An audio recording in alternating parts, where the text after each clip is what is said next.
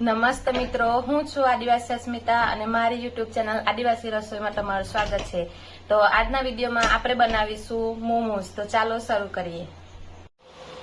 તો જો મેં આટલા શાકભાજી અંદર લઈ લીધા છે।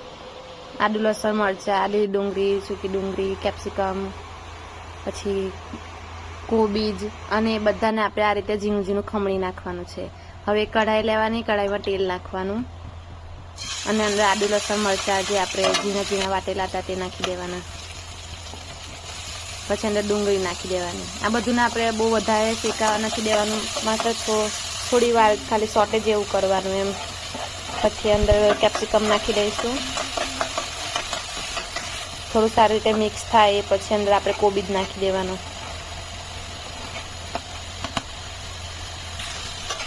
અને પણ સારી રીતે મિક્સ કરી લેવાનું। અહીંયા તમે બાફેલું ચિકન પણ નાખી શકો છો, મેં અંદર નાખેલું છે, તમને ન નાખવું હોય તમે સ્કીપ પણ કરી શકો। હવે અંદર નાખવાનું વ્હાઈટ પેપર પાવડર, મીઠું અને આજીનોમોટો, થોડું સોયા સોસ, બધાને સારી રીતે મિક્સ કરી લેવાનું। હવે આ સ્ટેજ પર થોડું પાણી છૂટશે તો એને બાઇન્ડિંગ માટે આપણે થોડો કોર્ન સ્ટાર્ચ લેવાનો, એને પાણીમાં ઓગાળી નાખવાનો અને પછી નાખી દેવાનો। પછી ઉપરથી લીલી ડુંગળી નાખીશું આપણે, બધાને સારી રીતે મિક્સ કરી લઈશું। એને આપણે વધારે શેકવાનું નથી મિત્રો, એને એમાં કચાશ હોવી જોઈએ।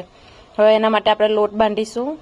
તો અહીં મેદો લઈ લીધો છે, અંદર થોડું મીઠું નાખી દેવાનું, થોડું તેલ નાખવાનું ને મિક્સ કરીને અંદર પાણી નાખવાનું।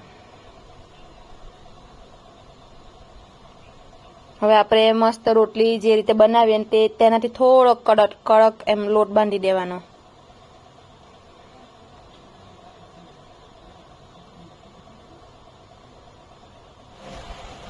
પછી એમાંથી થોડીક લોટ લેવાનો અને આવી નાની સરખી પૂરી જેવું વણી લેવાનું, અંદર થોડી ફિલિંગ ભરી દેવાની ને સૌથી ઇઝી શેપ મેં તમને શીખવાડું, જો આ રીતે આપણે રોટલી વણીએ ને એ રીતે વણી નાખવાનું।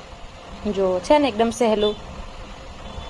આ રીતે બધા મોમોઝ આપણે તૈયાર કરી લેવાના છે। એક સ્ટીમરમાં મૂકી દેવાના અને એને આપણે બાફી લેવાના।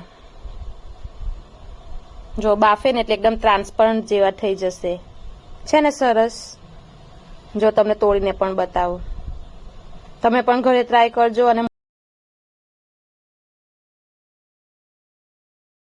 તો છે ને એકદમ સિમ્પલ રેસીપી, તમે પણ ઘરે જરૂરથી ટ્રાય કરજો અને કેવી બને છે તે મને કોમેન્ટ સેક્શનમાં જણાવજો। અને મારા આવા સિમ્પલ વિડીયો જોવા માટે મારી યુટ્યુબ ચેનલ આદિવાસી રસોઈ 02 ને સબસ્ક્રાઇબ કરો।